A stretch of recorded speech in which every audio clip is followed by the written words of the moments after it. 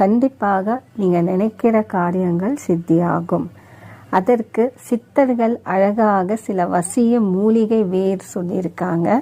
பொதுவாக எல்லா இடத்திலையும் கிடைக்கக்கூடிய வேறு தான் துளசி வேர். துளசி செடியுடைய வேர் எடுக்கணும், அந்த வேர் ஒன்று.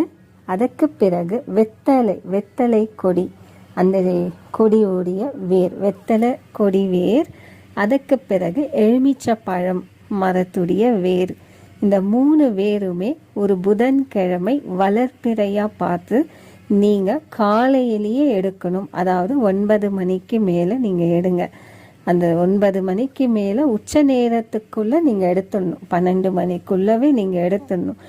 எடுக்கும் போது நீங்கள் சித்தரை நினைக்கணும், சிவபெருமானை நினைக்கணும்.